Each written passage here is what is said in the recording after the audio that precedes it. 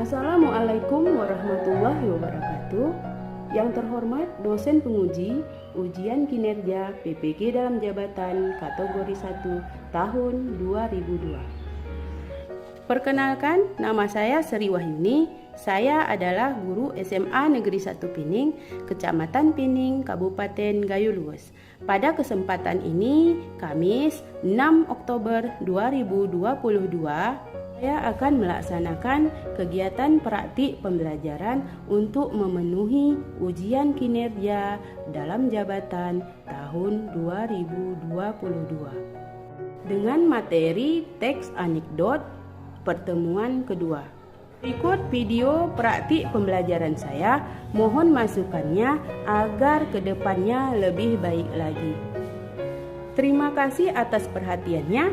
Wassalamualaikum warahmatullahi wabarakatuh.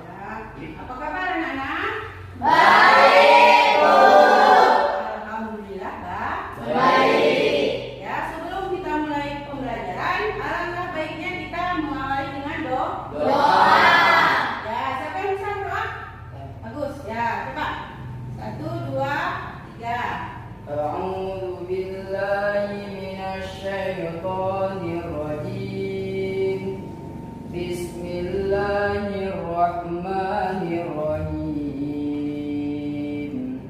Allahumma akhrijna min zulumati wahmi wa akhrijna bi nuri wahmi wabta alaina bi akhrifatika wastamil ana'ahu wa fadlika ya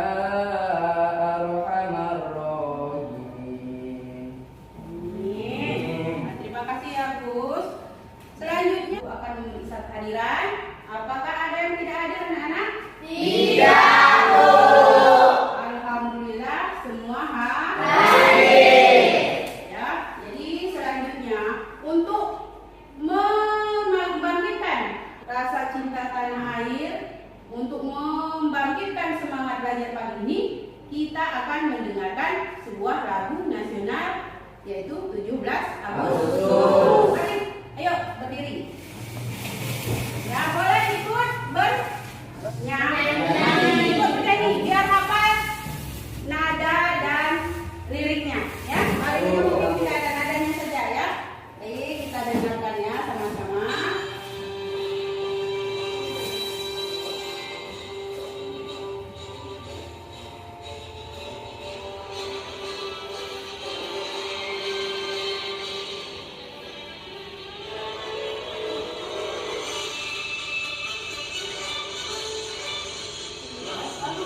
Tahun 45, itulah hari kemerdekaan kita. Hari merdeka, nusa dan bangsa, hari lahirnya bangsa Indonesia. Merdeka,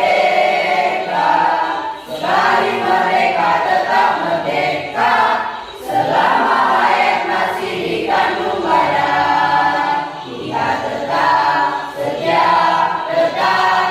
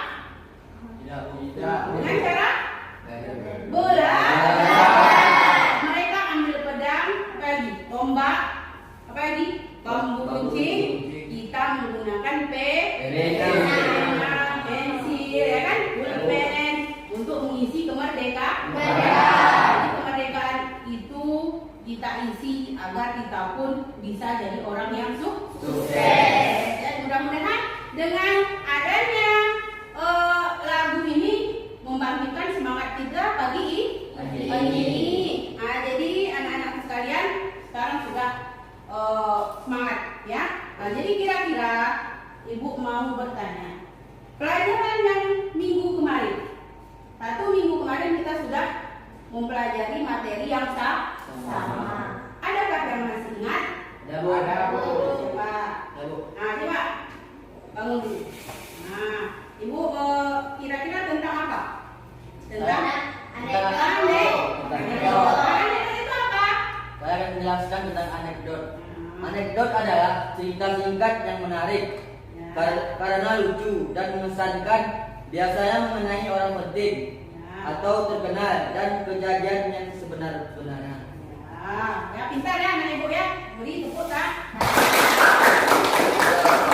Nanti ingat pelajaran kita minggu lalu. Nah, jadi anak-anakku sekalian, Ibu ulang lagi. Kemarin sudah Ibu jelaskan apa itu manfaat teks anekdot itu. Kemarin katanya untuk menyindir, ya kan? Orang-orang penting. Tapi kalau di lingkungan sekitar bisa kita gunakan anekdot ini, yaitu untuk menyindir. Tidak usah, kan kemarin bupati apa nggak usah. Ibu saja bisa kalian sindir melalui anekdot. Guru-guru, ya kan? Nanti waktu dengan berjalannya waktu kalian bisa menilai. Oh, guru ini, contoh Ibu ya, Bu Sri ini apa ya? Sering sekali kalau ada penduli tidak hadir. Nah, itu boleh dibuat melalui teks anekdot, ya. Lalu kita tempel di dinding sekolah atau di mading atau di perpustakaan. Jadi guna anekdot ini banyak. Nanti setelah kalian dewasa, sudah besar, sudah kuliah, bisa tidak menjadi lahan mencari nafkah di sini? Bisa. Jadi kita bisa membuat karya-karya teks anekdot, lalu kita sebarkan, publikasikan, ya kan? Nah, jadi banyak sekali kita mau menyindir politikus, menyindir siapa? Orang-orang yang tidak berada di jalannya, ya. Jadi kita bisa menyindir dengan lemah lembut tanpa harus menyakiti hati seseorang. Itu dengan teks anekdot. Jadi anekdot ini banyak manfaatnya dalam kehidupan sehari-hari. Selain menyenangkan, lucu, ya kan? Setelah dibaca oleh orang lain, orang merasa terhibur dan merasa perbuatannya dikritik orang lain. Mudah-mudahan dengan anekdot ini orang bisa berubah, ya. Pemimpin kita bisa berubah, mungkin guru-guru kita bisa berubah, teman-teman kita pun bisa berubah. Nah, jadi anak-anakku sekalian, ya, kita akan melihat apa saja yang akan kita pelajari pagi ini. Ya, coba kita. Nah, coba lihat. Jadi, kompetensi dasar kita yang pertama menganalisis struktur dan bahasaan teks anekdot, ya. Nah, jadi indikatornya setelah kalian mempelajari pelajaran ini, kalian mampu, ya, satu, menjelaskan struktur dan kebahasaan teks anekdot, membuat teks anekdot dengan memperhatikan struktur dan kebahasaan baik lisan maupun tulis. Jadi adapun tujuan selanjutnya adalah, nah ini tujuan kita belajar pagi ini, ya, kegiatan pembelajaran model proyek, ya, proyek based learning. Peserta didik dapat mengevaluasi teks anekdot dari aspek makna yang tersirat dalam teks anekdot dan terampil mengonstruksi teks anekdot dengan memperhatikan makna yang tersirat dalam teks anekdot dengan baik dan rasa ingin tahu, responsif, tanggung jawab selama proses pembelajaran, bersikap jujur, percaya diri, serta pantang menyerah. Nah, jadi itu adalah tujuan pembelajaran kali ini. Ya, kenapa kita menggunakan proyek? Ya, karena dengan proyek ini kita semakin aktif. Ya, jadi kita akan menghasilkan sebuah proyek. Nah, anak-anak, Ibu akan menilai kalian dengan 3 cara. Ya, yang pertama Ibu akan menilai dengan pengetahuan kalian itu bagaimana, ya, menjawab soal, ya. Yang kedua adalah penilaian keterampilan, ya, bagaimana nanti hasil dari proyek kalian, ya, keindahannya, bagaimana nanti Ibu nilai. Yang ketiga, perilaku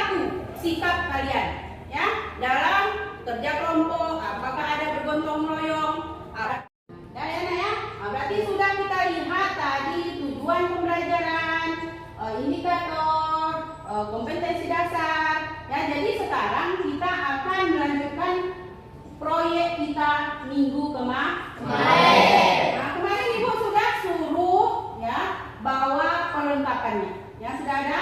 Sudah. Ya, ini sudah ada. Setiap kelompok sudah ada ya? Ya, lem ya, lemnya sudah ada. Spidol ya, penggaris, gunting ya. Jadi semua sudah ada. Nah, jadi proyek kita adalah setelah kita menyusun sebuah karya yaitu berupa anekdot. Lalu kita akan tulis atau buat di setiap kertas manila. Nah, jadi anak-anakku sekalian, setelah itu nanti kita publikasikan. Yaitu publikasinya proyek kita ini bisa di perpustakaan atau di dinding kita ini boleh ya setelah jadi membuat proyek ya, proyek kita berbentuk tulisan di dalam kertas. Jadi yang pertama kali kita akan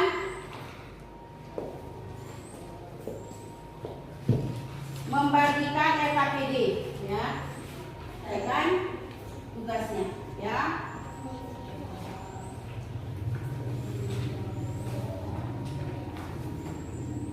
Ya, jadi anak-anak sekalian, informasi tentang pembuatan teks anekdot bisa diambil dari LKPD. Bisa juga diambil dari buku paket. Jadi kumpulkan dulu data-datanya, contoh-contoh anekdotnya, dan kemarin juga Ibu sudah memberitahu cari berbagai anekdot dalam media internet. Sudahkah mencari? Kira-kira sudah dapat? Jadi mudah-mudahan setelah selesai ya, kita akan mempresentasikan satu-satu hasil karya dari teman-teman. Jadi silakan bekerja. Ibu kasih waktu 15 menit. Nah, silakan kerjakan terus. Dibaca dulu, dicari ya, kemudian ditulis dalam kertas manila. Bu, seperti ini benar kan? Nah, kita bisa tulis ya. Terus bagus, nanti usahakan tulisannya dapat dilihat dari jauh. Nah, ya, hentikan ya. Ya, udah bagus. Kelompok 2 ada masalah. Sudah pulang.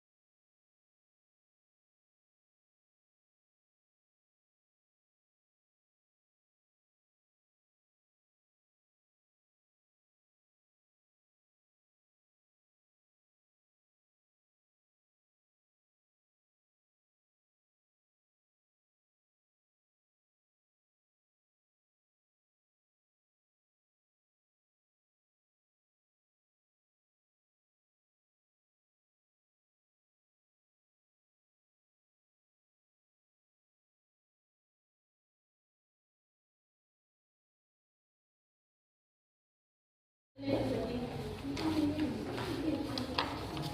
3, bagaimana? Bisa?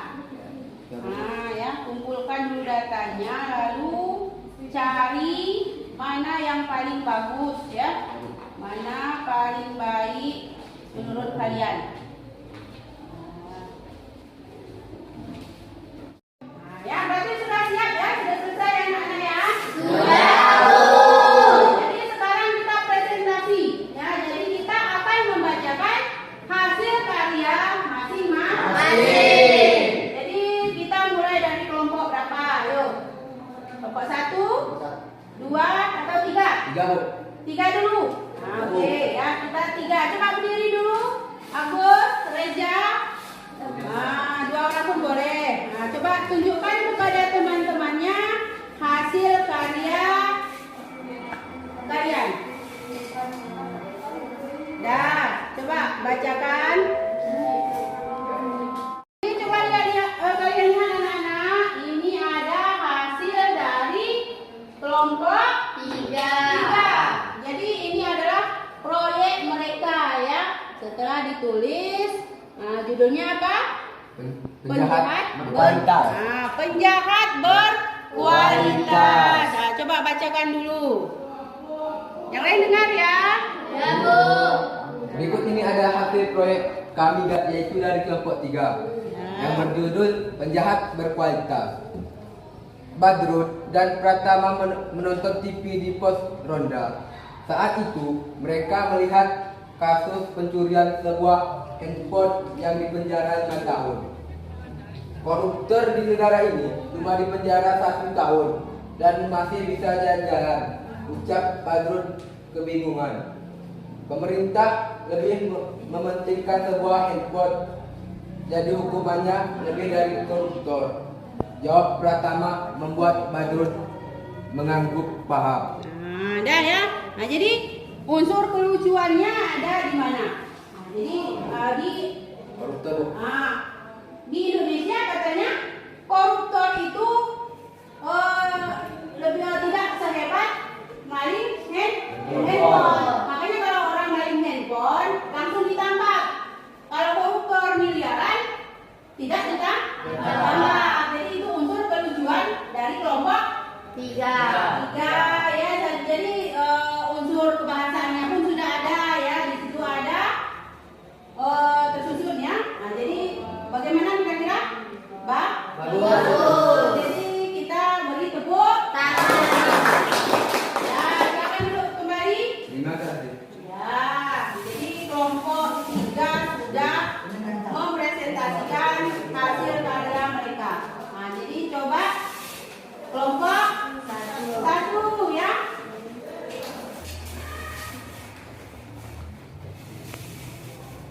Ya, 1 orang baca ya.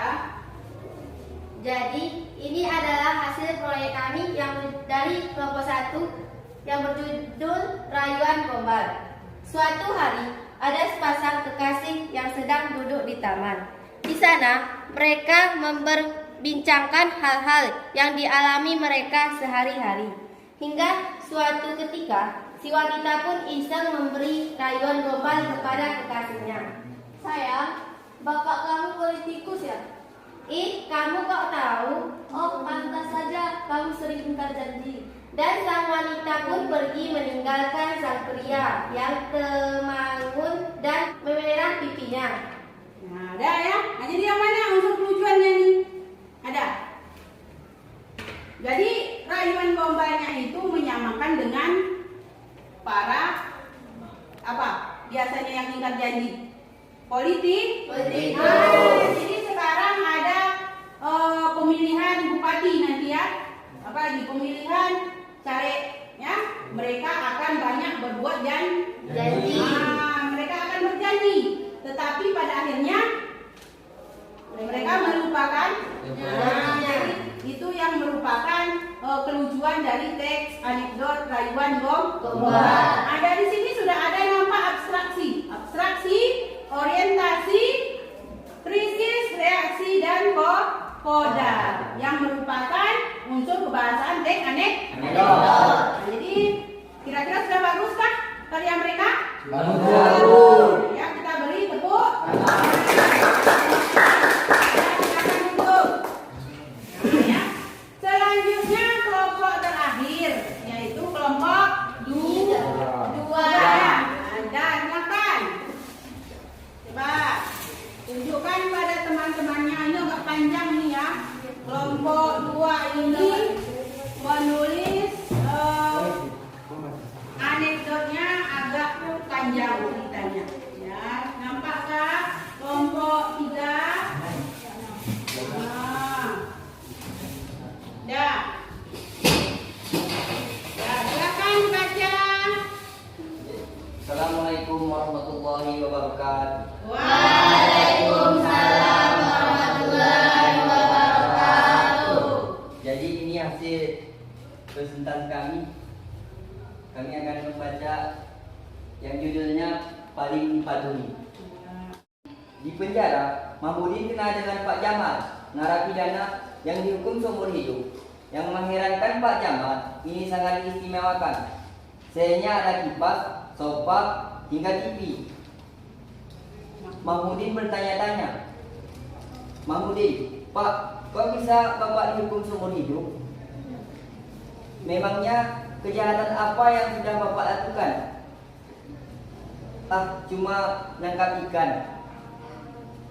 Iya, saya menangkapnya pakai bom. Pantas saja. Tapi kayaknya masih terlalu berat kalau seumur hidup. Iya, masalahnya pas saya ngebom itu ternyata ada nelayan juga yang nyari ikan. 3 orang sampai meninggal. Walah, kok Bapak bisa tinggal di penjara tapi terasa hotel? Oh, itu karena saya kenal orang yang paling dipatuhi. Emang siapa, Pak? Soekarno-Hatta. Maksudnya Bapak lahir pada zaman Soekarno?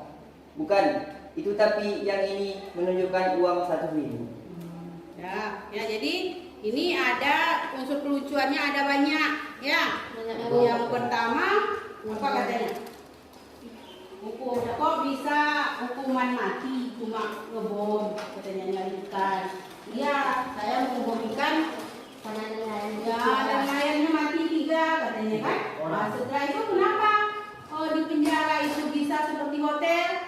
Karena dia kena 2 orang. Siapa katanya? Soekarno-Hatta. Yang bikin lucu di sini, Soekarno-Hatta itu bukan orang, tapi uang 100.000. Karena di foto di gambar uang 100.000 ada gambar Presiden Soekarno dan Bung Hatta.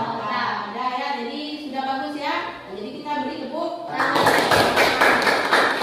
Ya, silakan duduk ya. Nah, ya semua hasilnya sangat bagus ya. Sudah bisa ditempel ya. Kalau ditempel pun kita sudah tidak malu lagi ya, karena sudah bagus. Nah, jadi kita akan mengevaluasi dari setiap karya teman-temannya. Jadi coba buka lagi tuh anak-anak, buka ya, nanti temannya bertanya, kalian akan menjawab ya. Jadi kira-kira ada tidak pertanyaan untuk kelompok 1? Siapa yang bertanya? Ayo. Nah, untuk kelompok 1 ya, coba sebutkan nama siapa? Coba. Kelompok saya. Kami dari kelompok saya. Perkenalkan, nama saya Ali Saputra. Kami dari kelompok 2 ingin mempertanyakan abstrak. Coba bacakan struktur berupa abstrak. Yang mana abstraknya? Kelompok 1 hasilnya itu abstraknya yang mana? Nah, ya coba tunjukkan dulu. Kita tunjukkan ya. Nah, tunjukkan dulu kawan-kawan. Ya. Nah, bacakan. Jadi, abstrak adalah bagian awal teks anekdot yang berfungsi menggambarkan tentang isi teks. Yaitu contohnya, suatu hari ada sepasang kekasih yang sedang duduk di taman. Di sana mereka bincangkan hal-hal yang di dalam mereka sehari-hari. Hingga suatu ketika, si wanita pun iseng memberi rayuan gombal kepada kekasihnya.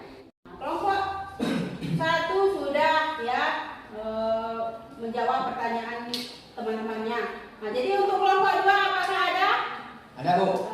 Coba nama siapa? Perkenalkan, saya Reza Paherpi. Ya. Saya dari kelompok 3 ingin memberikan pertanyaan untuk kelompok 2. Dalam anekdot terdapat struktur berupa reaksi. Coba bacakan, manakah reaksi tersebut?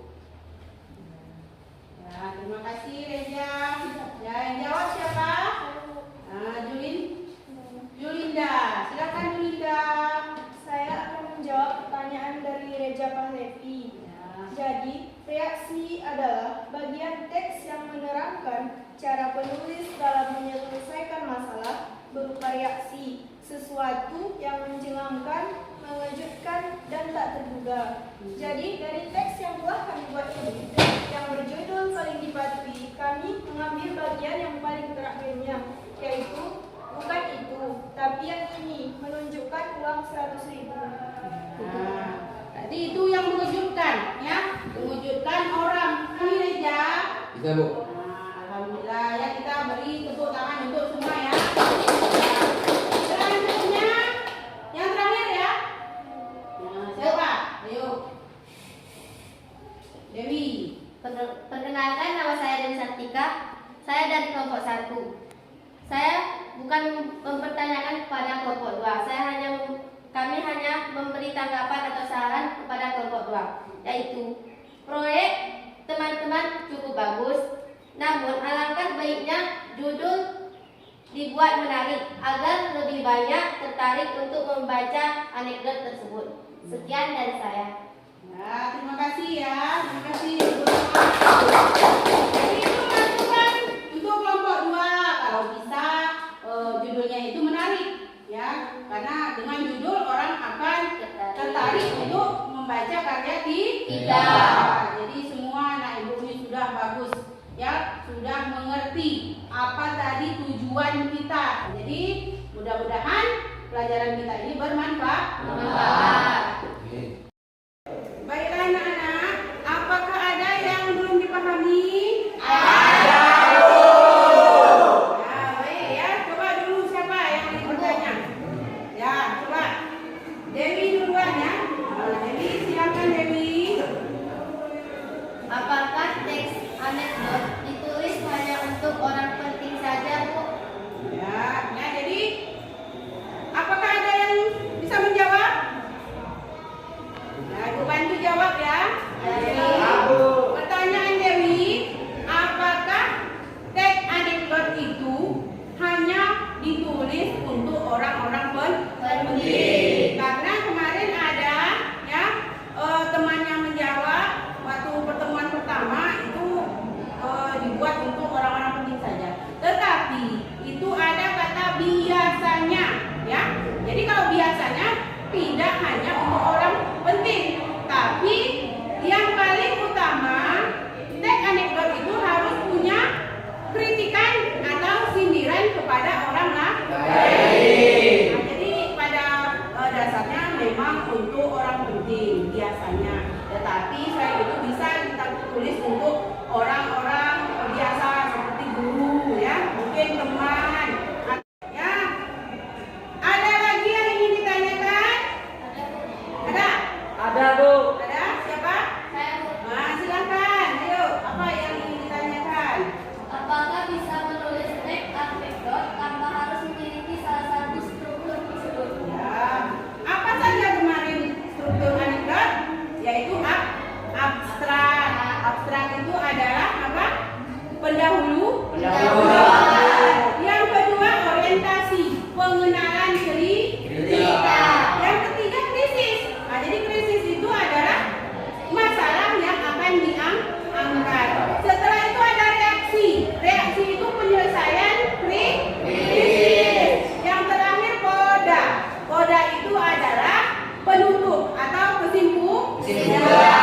Nah, pertanyaan temannya, apakah struktur itu apakah harus semua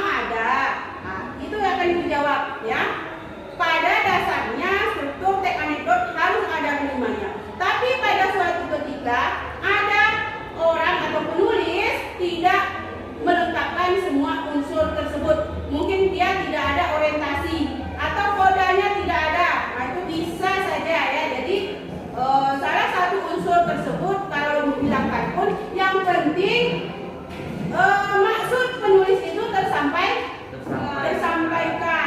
Unsur ya, ini mungkin pertanyaan terakhir ya. Nah, silakan temannya. Apakah menemukan tokoh dalam teks anekdot bisa diciptakan sendiri, Bu? Nah, ya. Pertanyaan temannya sangat bagus. Tapi Bu tadi katanya harus sesuai orang yang memang benar-benar ada, tidak boleh dikarang. Apakah tokoh itu kita bisa tentukan sendiri? Nah, jadi maksudnya itu ya, kita harus melihat dulu karakter-karakter di sekeliling kita. Yang mungkin ada seorang polisi atau oknum polisi yang berbuat menyimpang, ya. Mungkin ada pungli. Tapi itu tokohnya nyata, kejadiannya nyata. Mungkin ada bupati, ya, yang mempermainkan jual beli jabatan, ya. Tapi tidak kita sebutkan namanya itu kita cari atau kita samarkan. Tetapi kisahnya itu benar-benar ada dan benar-benar terjadi. Ya, terima kasih untuk yang bertanya tadi. Mari kita bertepuk tangan. Dan itu sudah hebat-hebat, sudah pintar-pintar ya. Apa yang menjadi masalah sudah bisa ditanya. Mudah-mudahan seterusnya juga akan seperti ini. Anak, coba kita lihat, ini ada sebuah video penguatan. Ya, jadi yang kalian cari tadi sudah benar semua, sudah bagus.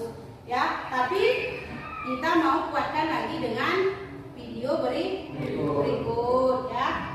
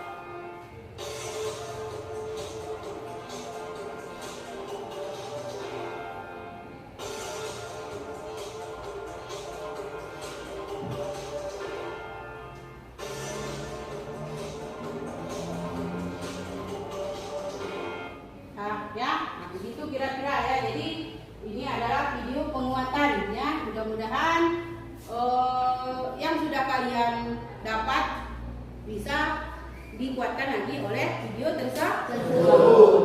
Ya. Jadi anak-anak, nah sekarang kita masuk ke dalam sebuah kesimpulan. Jadi setelah pembelajaran ini, Ibu harap satu atau dua orang dapat menyimpulkan dengan bahasa sendiri ya, atau kesimpulan yang kalian ambil sendiri. Nah, jadi kira-kira siapa yang dapat menyimpulkannya? Bu. Nah, Dewi lagi ya. Udah, silakan Dewi. Kira-kira apa kesimpulannya? Menurut saya, kesimpulan dari teks anekdot tersebut adalah dengan mempelajari teks anekdot, kita bisa mengkritik tanpa harus menyakiti orang lain. Nah, jadi dalam mengkritik orang tidak usah pakai kekerasan.